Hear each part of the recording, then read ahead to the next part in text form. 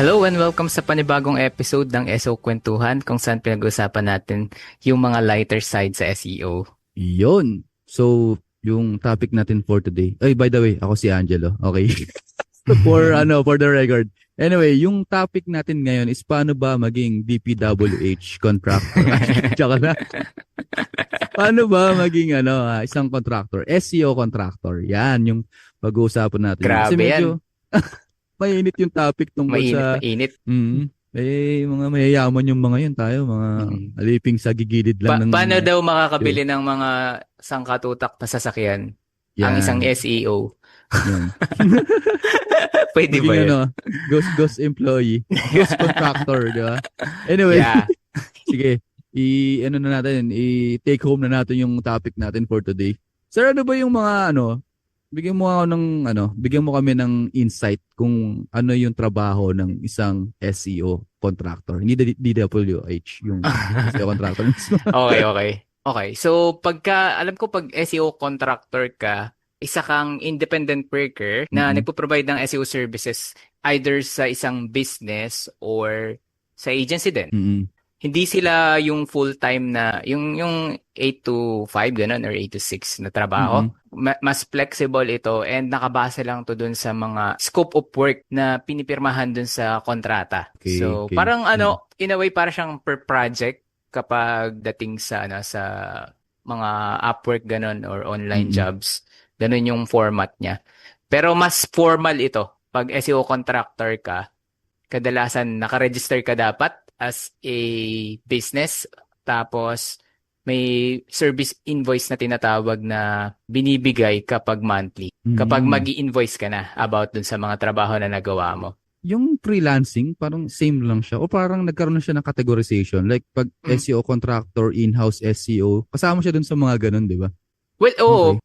Actually, kasi sa legal terms lang naman ginagamit yung SEO contractor. Pero parang closely, similar to as a freelancer, SEO freelancer. Okay, kaya lang kasi Okay. pag freelancer ka, as individual, pwede ka kasing yung pangalan mo lang ang gagamitin mo sa contract. Pero kapag Mm. SEO contractor, pwedeng yung business name na naiisip mo. So Okay.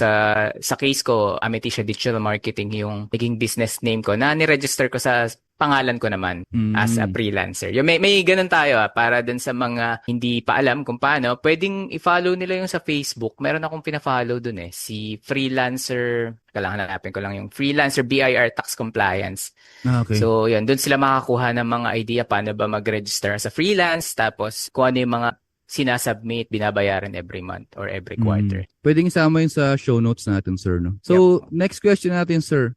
Magkakaroon ka ba ng maraming sasakyan as an SEO? De, joke lang. Pwede naman. Depende sa contract. Di ba? Kung i-ghost mo din. Sa gobyerno. De, joke lang. Anyway, yung next question natin, sir.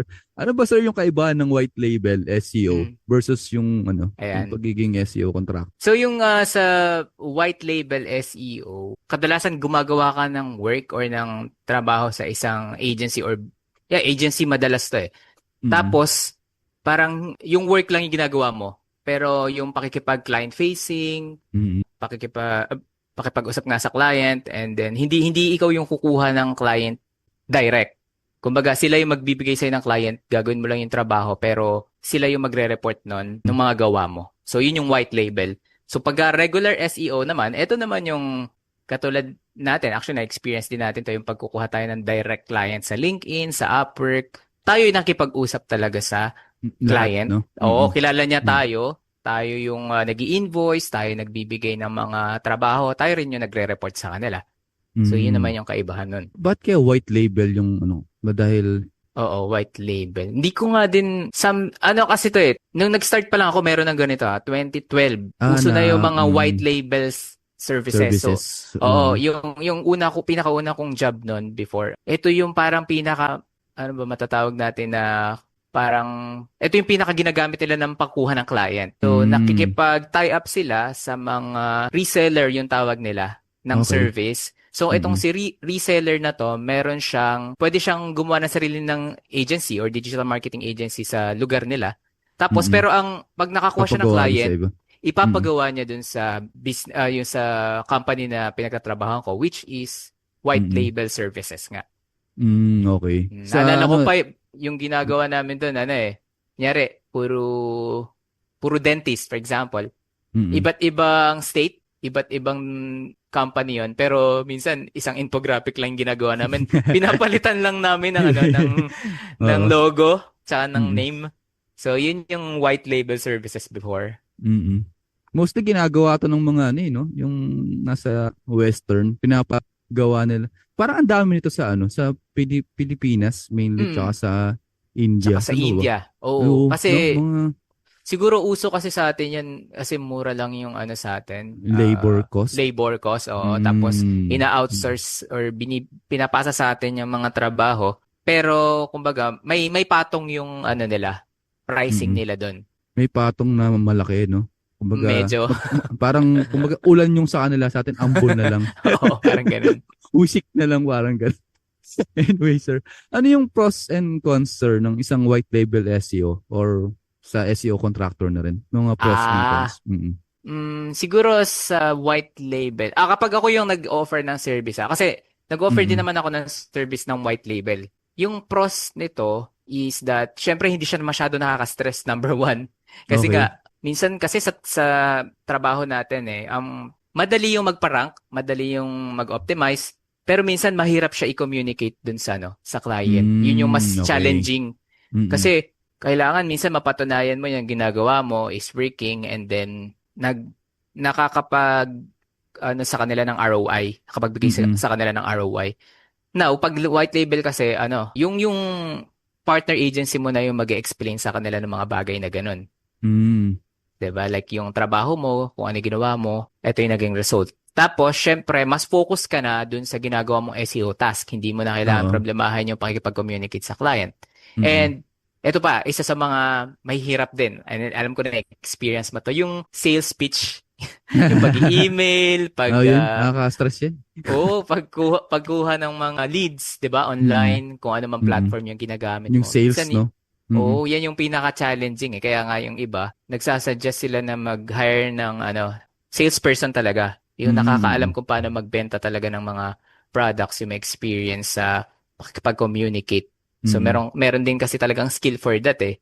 Lalo na pag mga technical person, minsan mahirap sa part natin yon na Mm-mm. magbenta ng sarili. Oo. Para 'Di ba? i-convey mo yung idea na nasa isip mo. Ipapackage mo siya Mhm. into a service or Mm. in words na magugustuhan dapat nung tenga nung Oo. nakikinig sa'yo. Tama. So, Tapos yun minsan oo. yung parang may pricing na minsan dun lang niya na formulate dun sa call na yon. Kasi yun lang Mm. yung budget ng client. Minsan marunong yung mga salesperson na mag-handle ng ganyan. Mm. May mga tao talagang magaling sa sa talk o kaya sa psychology ng selling. So, isa nga rin yun. Pros mo lang muna siguro pag-usapan natin. Sige. Oo. Ah, Siguro isa sa mga pros din, yung sa communication dadagdagan ko lang, mas less yung client drama. Like kung may problema, yung ano ba, oo. kasi nararanasan ko yun madalas yung may problem sila sa kunyari, bakit Mhm. mababa yung sales, ganyan. Mhm. Bakit parang iko-connecta mo pa yung SEO. I mean, SEO tayo, Mhm. 'di ba? So, iko-connecta natin yung SEO sa pag-drop ng gantong KPI. So, di na natin iintindihan yun. Ang gagawin natin, magre-report lang tayo, magre-report. Kasi meron din akong client na isa lang naman yun. Actually, wala na siya ngayon. Pero yun lang yung ginagawa ko sa kanila. Send ng report, tapos action plan for next month. Parang ganun lang lagi. Tapos minsan may mga sinesend lang sila sa akin na snapshot na may problem si customer. Like yung, ayaw niya na yung review. Automated kasi yung mga reviews na ginagawa namin sa GMB. So gumawa ko ng parang automation para doon. So, ganun lang gagawin ko. Okay, ayaw niya na, i-stop ko na, hindi na ako makipag-usap sa kanya. Hindi na ako makapag-handle ng kung ano man yung mga problema niya pang iba. So, isa yun siguro sa mga bagay na pinakagusto ko. Bagay na bagay itong white label para sa mga introvert eh. Para hindi ka na makipag-usap sa kanila. Ayan. Ano yung sir, baka may dadagdag ka ba? Siguro dun sa cons, Cons na. pag-usapan Okay, natin. sige. So, syempre kapag white label, yun nga, napag-usapan natin kanina, medyo mahina na yung pay. Kasi Okay. na-filter na nung agency na kapartner Mm-mm. mo. So, Mm-mm. depende na lang yun. Minsan kasi magkakasundo naman kayo kung bago yung contract, magkakasundo kayo kung magkano yung service mo for a month. Mm-mm. Pero, yun nga, kadalasan pag white label, mas mababa siya talaga kaysa dun Okay. sa direct Tapos, syempre, mahirap din at hindi, depende rin kung pwede mo siyang gamitin as case study dahil nga hindi ka kilala nung direct client, kumbaga walang credibility na Okay. ikaw yung nag-optimize, 'di Walang ba? So, history. pwede mo siya siguro ilagay sa portfolio mo at case study pero yun nga, Mm. mga blurred yung yung website name tapos Oo. hindi mo talaga may mention. O Okay. kaya, So, yun naisip ko, lang. naisip ko lang, ilagay mo yung pangalan mo sa schema na ikaw yung author. Yung iba, yung mga Di mo naalala naman ko wala na. dati, yung mga programmer, nilalagay nila as comment. Oo, pwede, pwede. Oo. Minsan pa nga may Wag yung drawing eh. gagawin yun, delikado yun. Parang may drawing ng pangalan mo. Parang, manyari, Jello. Malaking drawing ng Jello.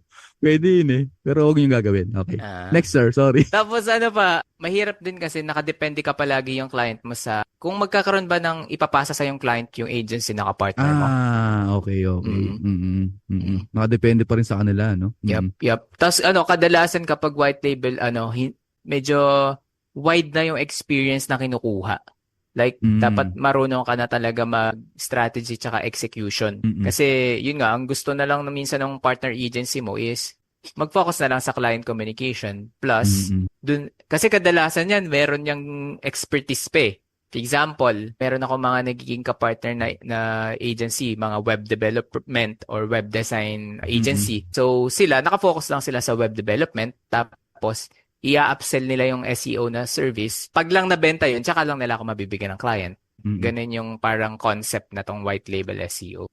Okay. Ako, sir, siguro isa sa mga pinakamalaking cons ng na na-experience ko is yung nag-overpromise tong yung agency mismo. Halimbawa, example, kunyari yung mga client nila, sinasabi nila na within a month, magra-rank sila sa gantong keyword. Ayun. Yun nga eh. Tapos sa amin ibabato yung yung task. I mean, ako pwede naman ako magsabi na possible pero hindi doable pero hindi siya yung kumbaga may switch ako na pag sinabi kong rank 1 kagad. Paano kung yung tawag dito yung niche, saturated yung market tapos ang daming ang daming competitor. So hindi naman natutulog yung SEO nung competitor natin eh. So, 'di ba may ginagawa rin sila para mag-rank sila. Paano kung pinangako niya na overpromising, tapos madami pa silang hawak na kliyente. So, paano yun? Ini-expect nila na mag-deliver ka. Ikaw yung sasabulin ngayon. Bakit di pa? Kayo yung nag-promise, hindi naman ako. Ayun. Kadalasan nga, mahirap din kasi magsaset ka ng KPI na ganyan. Sila rin kasi nagsaset nun. And kadalasan, umababa na lang yung information kapag gagawin mo na yung trabaho. And ikaw, as an expert, alam mo na parang sino ba dito yung attainable or hindi. 'Di ba? Pag yun na yun na pagkasunduan nila, mahirap na. Mahirap na siyang baguhin. Masakit sa batok yung ganyan. Makaka-burnout. Kasi, sino sir yung mga bagay na mag-work sa white label SEO? Yun, sabi mo yung kanina yung mga introvert. Hindi, doon tayo sa nag-o-offer ng white label, okay? So, dun sa nag-o-offer ng white label, kadalasan yung mga marurunong na to eh. Hindi lang basta newbie. So, kumbaga kung gusto mo mag-offer ng white label service, ang kailangan mo is mapagpakita ka na kaagad din ng result sa portfolio mo. May case study ka na, may mga naparang ka ng website before, gano'n, napataas yung revenue. And kasi ang ipipitch mo dito dun sa mga kapwa mo agency, pwedeng kapwa mo agency owner din or may businesses. Like yun nga, yung kanina sa web development or web design. Pwede naman makipagpa-partner ka sa mga copywriter, yung nagsusulat ng mga content. Tapos sa mga Google Ads, 'di ba? Pwede kayo makipag-partner sa mga ganon. Tapos, yung i-offer nyo ngayon is full SEO service na. Like, may on-page, may content, may link building kung kailangan para mas madali siyang ibenta para dun sa side naman ng naghahanap ng white label service. Okay. Mas okay ba sir yung parang generalist ka or parang mas specialized ka sa isang bagay? Like ikaw sir, alam ko more on inclined ka sa technical SEO. So mas okay ba 'yon na mas hinahanap ba 'yun ngayon? I mean sa state ng AI right now. Ano ba yung mas hinahanap for white label, yung generalist or yung specialist? Sa experience ko kasi napansin ko kapag medyo marami-rami kang services na ino-offer, tapos magkokonta ka ng mga white label, yung gusto ng white label service mo, mas gusto nila yung marami kang kayang gawin or marami kang experience. Okay. At kadalasan yun din yung mga matataas yung pay. Okay. Kapag naman let's say, ang kaya mo lang gawin is link building lang, ganun. So, medyo specific kasi yun. So, yun lang din dapat yung binebenta or yung kulang naman dun sa agency na gusto mong maging kapartner. So, let's say, meron na silang on-page optimization, meron na silang technical SEO, pero wala silang link building. Dapat yun yung mo, tatargetin mo. So, ang mahirap siya kasi ano lang naman yun konti lang naman yung mga ganun na agency na walang experience sa link building, 'di ba? So mas konti lang yun, medyo pili lang talaga. Kasi may mga agency rin na parang nakapokus. Dati hindi ko lang alam ngayon kung nagpo-flourish pa rin sila. Yung mga nakapokus lang sa content. Kasi pumasok yung AI so parang ang bilis ng gawin ng content. So, yun. Anyway, ito sir related dun sa question natin about dun sa sino ba yung mga bagay na mag-work sa white label SEO. Ano sir yung mga skills na madalas hinahanap ng agencies kapag nag-hire ng white label support? So, connected ka dun sa una. Oo nga. Sa akin, since nasa technical side ako, talagang kapag nagko-contact sa akin yung agency na gustong makipag-partnership, sa technical SEO talaga. So, yun yung magandang skill na kuhanin nila. Pero meron nga din naman na iba na gusto lang mag-optimize lang. Yung iba, link building. Yung iba nga, meron nga rin ako ka-partner, reports naman. Yung magsa-set up ng GA4, tapos mag-create ng Looker Studio report, ganyan. So, siya na bahala mag-on-page dun sa client. Ikaw na bahala mag-report ng monthly. Parang ganun. Okay? Depende. May mga iba't ibang kung anong kailangan. So, mas maganda pa rin kung lahat na experience mo pagdating sa SEO bago ka mag-offer ng white label services. Yung iba nga, mga agency talaga, nag-offer din sila ng white label service. Kasama na sa package nila, no? Pag sinabi mong agency talaga, nandun lahat ng skills na pwedeng hanapin, no? Hindi lang sa SEO, pwede ring YouTube, pwede ring Facebook, 'di ba? Yung mga graphic design, pwede 'yan. So, mas marami silang i-offer na services, mas marami silang nagiging client. Ang dami na kasing kailangan mong, especially right now, with all the tools that we have, parang, ewan ko lang, ang dami na talaga natin kailangang isama dun sa arsenal natin, especially if we want to, maging mas okay pa dun sa liga na tinatahak natin sa SEO. Kasi parang nagiging digital marketing na yung buo na. Doon na tayo papunta, parang, anyway. Parang as an SEO, wag mo nang consider yung sarili mo na SEO ka lang. Yeah. Na pwedeng mag-improve o mag-upskill ka, magdagdag ka ng mga skills. Na, yun nga, pagka mas marami kang kayang isolve na problem, mas marami ka ring client na makukuha, mas magiging future-proof yung career mo dito sa digital marketing. Moving on, sir. Paano mo, sir, protektahan yung sarili mo kung hindi ka nabayaran on time ng agency? Either white label SEO ka or SEO contractor ka man. So, paano mo sir poprotektahan yung sarili mo? Any advice? Okay, so ito maganda tong topic na to kasi medyo may mga recent problems tayo nakikita na nagkakaroon ng problema pagdating sa partnership. So, dapat may naalala ko meron tayong topic na ganito about partnership sa yung naging recent podcast natin. Anyway, Siyempre dapat lagi kayong may written contract. Iyan ang pinaka-importante. Para bago kayo pumasok sa isang partnership or yun nga kukunin kayo as white label, nakalagay dun sa contract kung ano yung scope of work na gagawin nyo, no, para hindi kayo magka-problema. Tapos kung magkano yung pricing para hindi rin kayo magkalituhan. And kung kailan yung payment terms. Yeah. Okay, kung anong gamit nila, bangko ba, PayPal ba, ganun, or every first of the month or every last week of the month, ganyan. At ito syempre yung maganda para maprotektahan mo talaga, lagi ka magre-request ng upfront fee. Yeah. Or partial. Natatakot pa kasi sir na upfront Actually marami akong nakakausap na ganyan. Baka sa iba siya pumunta dahil upfront ako tapos yung iba okay lang na after 30 days parang ganun. Paano niyo sir na-handle yung ganun? Oo nga. Tama ka dyan. Well, depende kasi parang kailangan mo i-gauge to sa umpisa. Kumbaga, kapag alam mo yung client na medyo parang let's say 60% sure pa lang siya na ikaw yung kukuhanin, na hindi na siya Mm-mm. maghahanap ng ibang service provider. Siguro pag yon pwedeng bigyan mo muna sila ng mga test task or something Mm. na yung hindi naman ganun katagal gawin. Mm-mm. Kasi yun nga, may iba't iba naman talagang scenario pagdating sa pag-offer ng contract sa mga clients. Mm-mm. Kapag alam mo na yung business is legit and then talagang nag-handle na sila ng mga ganun before ng contractor, well, pwede na siguro yung mga ganun na after ng trabaho mo, tsaka ka magbayad. Kasi ganun din naman sa Upwork eh. Alam mo yung Mm-mm. project by milestone. So, dun Mm. kasi kailangan trabahuhin mo muna yung isang bagay bago ka nila bayaran. And Mm. dun sa specific period of time na yan, pwede pa sila mag-request ng mga revisions. Kunwari, ginawa mo is content writing. So, pwede kang mag-send sa kanila ng isang article, tapos pwede rin sila magpa-revise sa'yo ng ilang beses bago Mm. kanila i-approve yung milestone mo. So, parang ganun din technically. Pero Mm. syempre, maganda nga is yung may upfront. Pag open naman yung client.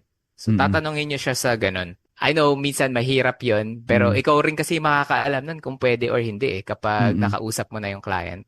Yan. Siguro dagdag ko na lang dun, sir. Bukod sa malalaman mo yun kung papayag ba yung client or hindi. Siguro dapat malaman mo rin sa sarili mo kung okay ka ba na Mm. gawin yun. I mean, yung sa experience mo, level ng experience mo, level ng expertise mo, the way you deliver, yung mga sinasabi mo dun sa discovery call, kung kaya mo ba siyang i-deliver on time, highest quality, siguro mas meron kang mas edge. I mean, meron kang mas tapang na magsabi na sige upfront, 'di ba? Pero kung alam mo sa sarili mo na nangangapa ka pa, 'di ba? And alam mong hindi pa ganun ka established din yung I mean, yung system mo or whatnot.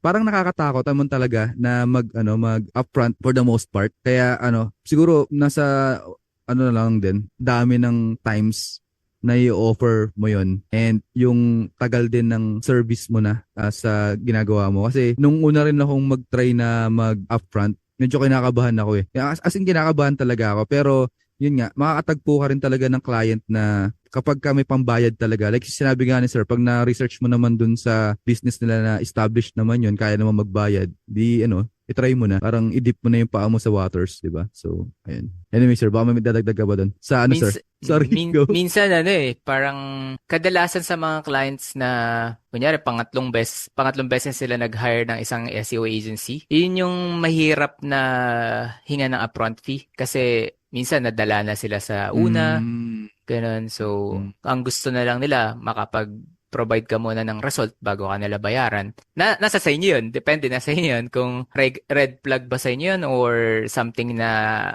up for challenge kayo. mm. Kasi, yun nga, iba-iba talaga yung mga pinagdadaanan Oo. ng mga clients. Kaya minsan nakadepende rin sa kanila kung makakapag pa-upfront fee or after na ng trabaho yung bayad.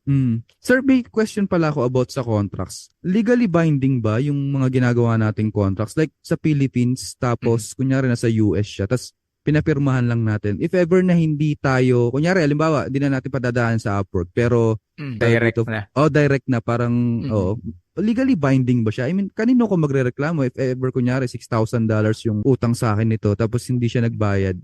Paano yung, Mm. may process ka Ah. ba dun, sir?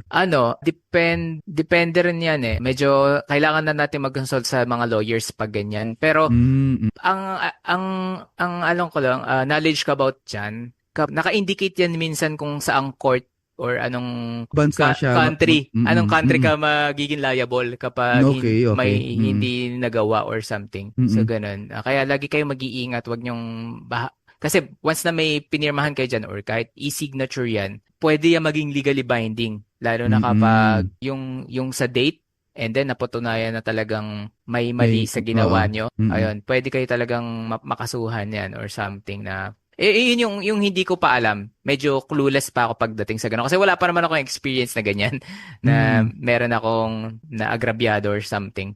Mm. Mostly, nagiging successful naman lahat yung mga contract. Diba? Okay. So parang Sige, sige. katulad ng sa NDA, kailangan inaano nyo rin yan, kino-consider nyo rin yan palagi, yung Mm. NDA. Baka Kasi pirma lang kayo ng pirma. pirma kayo ng pirma, may problem, magka-problem kayo, tapos pinost nyo somewhere yung ano nyo, data or yung pangalan ng Mm. business nang wala silang Expose sila. pahintulot. Oo. Patay ka. So ingat-ingat. Kaya alam niyo na kung bakit namin minsan kapag may mga case study, biniblurred. Hindi yung Mm. Japanese. Ano yun talagang, ano yun talaga, tawag dito. Kailangan namin i-blurred kasi may pinirmahan kaming NDA for that. So, anyway, sir, last question natin. Anong advice mo sa mga gustong pumasok sa DPW? Hindi siya. Mali. Pumasok sa white label SEO. So, syempre, doon na lang, mas maganda makipag-partner na lang kayo sa mga kakilala nyo na. Yung pagsabing kakilala, I mean, siguro nakaka-network nyo siya sa isang conference, ganun, or nakilala nyo siya sa isang group online na closely, may ano kayo, relation something. Kasi mas madali yon na makipag-usap sa ganong client kapag parehas kayo ng goal, shared goals, parehas kayo ng ethics, ng idea about dun sa ginagawa nyong service. Mas madali for me. So, kung ikaw naman gusto mo mag-offer, nyari freelancer ka, gusto mo mag-offer ng white label, ang ma-advise ko sa'yo, yun nga, mag-try ka mag-aral ng mga iba't ibang aspect. Kasi hindi mo naman masasabi kung anong aspect ba yung hahanapin ng agency partner para sa white label mo. So, dapat kahit papaano marami kang alam bago ka pumasok dyan. And then, yung sa pagkuha naman ng mga kliyente, networking talaga eh. Para sa akin yung the best. Gumagana rin yung mga cold email, ganyan, yung pakikipag-engage mo sa mga kapwa mo, agency owners, ganyan. Gumagana yon. And yung pagpo-post mo ng mga case studies. Pero mas marami pa rin sa akin, for me, is yung sa network, yung tipong nakilala nila ako through webinars, conferences, and other stuffs. Kasi kapag yung brand mo, binild mo na kilala ka na nila as ganito ka, magaling ka sa local SEO, magaling ka sa link building, magaling ka sa content, tatatak na sa kanila yun eh. Mas lagi ka nilang iisipin kapag, uy, kailangan ko ng SEO para sa client ko. Kontakin ko nga tang si ganyan. Oo. So, Sakita pa nila sa TikTok, di ba? Nagsasayaw-sayaw. Sir, dagdag natin dito, sir, siguro yung isang idol na bagay na ginagawa mo. Ina-idol kita doon eh. Yung dinadocument mo lahat. Kahit na ano pa lang, freelancer pa lang kayo, document nyo na kung paano nyo ginagawa yung mga bagay. O kaya may mga free naman sa Loom, ganun. Ay, 5 minutes lang pala yan. Kung meron kayong way para makapag-record kayo ng ginagawa nyo. Kasi kapag lumaki, parang pag nag-expand kayo, di ba, kunyari kumuha na ka na ng ibang tao para rin katulong mo dun sa ginagawa mo, dun sa white labeling. Kasi di ba sabi mo kanina, sir, dapat kung may mga certain discipline like paid ads or whatnot, di ba, kukuha ka rin ng help sa iba. Kunyari, SEO yung, parang ipapasa mo yung vice versa yan, mo. di ba? Oo. So, document mo na rin siguro yung mga ginagawa mo. Isa yun sa mga bagay, sir, na malaking epekto rin sa the way na ginagawa ko yung sa system ko and sa workflows ko right now. Kasi kapag na-document mo siya, sa ngayon to yung ngayon lang na perspective ko, lalo na't may automation, kapag kaya mo siyang i-document, kaya mo siyang i-automate. If marunong ka na dun sa automation. Kasi syempre, iba pa rin kapag yung may mga API nang ginagamit. Pero kung may documentation ka na from start to finish and alam mo na siyang gawin, pwede mo siya i-replicate through AI tsaka automation now eh. 'Di ba? So yun, baka if advanced na yung level nyo, hindi nyo na kailangan ng sorry kung kailangan ko sabihin ito, pero minsan kasi di mo na kailangan ng isa pang helping hand. Minsan AI or automation na lang yung kailangan mo. So malaking bagay yung documenting. Ano pa, sir? May isa pa akong naiisip eh. Ewan ko kung ginagawa na rin ng iba. Investing in tools. Di ba, tambay tayo ng AppSumo. So, lalo na sa mga content creation. Madami kasi doon sa AppSumo, actually. Totoo yan. Kasi ang hirap naman mag-offer ng white label services kapag hihingin mo pa yung tool doon sa kapartner mo. Diba? Oo. Kasi dagdag costing sa kanila yun eh. Oo. Diba? Paano kung meron dapat meron ka rin talaga. Dagdag na yun sa'yo, parang plus points na yun para sa'yo. So, yun sir. Anything else na dadagdag mo dito, sir? Siguro ugaliin nila na kapag magpipitch sila siguro ng mga service nila, yung gagawa sila ng SEO proposal na presentation, para sa akin mas effective yun eh. Mas madaling i-explain yung skill and knowledge mo, lalo na kapag sa umpisa kasi napaka-importante. Let's say, ang isang agency partner mo nasa ibang bansa, tapos ang dami niyang kinukonsider na mga partners din na pwede niyang kunin or freelancers, 'di ba? Kasi mamimili siya doon kung freelancer ba or agency or something like that. Based na sa experience ko, mas pinagihan ko ng time yung pag-check ng website ng client. Mas madalas yun yung nakukuha ko, nakuklose ko yung deal pag ganun. You do your research, no? O kasi, yes, nag-research ka, Mm-mm. nag-spend ka ng time kahit na hindi ka pa naman nila talaga ka-partner or hindi ka pa nila hina-hire. Kumbaga, napakalaking bagay yun sa kanila na magbibigay ka kaagad ng time mo sa kanila. Lalo na kung gagawin mo lang naman yung proposal, say, less than 30 minutes or 1 hour. Mm-mm. Diba? Madali nang mag-create ngayon ng mga ganyan eh. Oo, lalo pa may prompt ka. Oo, Saglit na pag lang may yan. prompt ka. Mm-mm. So, yan. Mm. Isa ring siguro, isang tip na rin kung kayo, yung GPT-5 kaya nga nang gawin lahat para sa'yo. Like web search. So, pwede ka nang magpa-complete research sa kanya tungkol dun sa ina-applyan mo. So, alam ko free version pwede rin eh. If wala kayong ChatGPT na plus version, so pwede nyo gawin yun ngayon sa ChatGPT. So, yun. Nice. Medyo mahaba rin pala yung usapan na to. Grabe kasi yung DPWH. Sana all, no? Laging in-call out. Ang daming cars eh.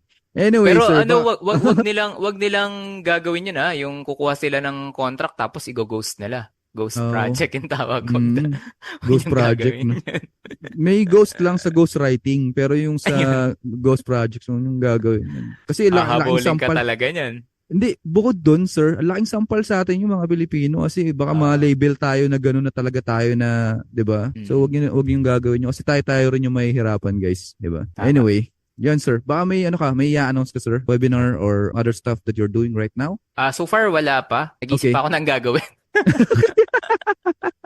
Anyway, sa mga walang gagawin dyan, follow nyo kami sa YouTube, sa Spotify, tsaka sa Facebook page namin. And also, you can join SEO Workout ni Sir Gab tsaka Local SEO Masterclass. Doon kami nakatambay if ever may mga questions kayo or whatnot. Okay? So, hanggang sa muli. Paalam. Bye. Bye.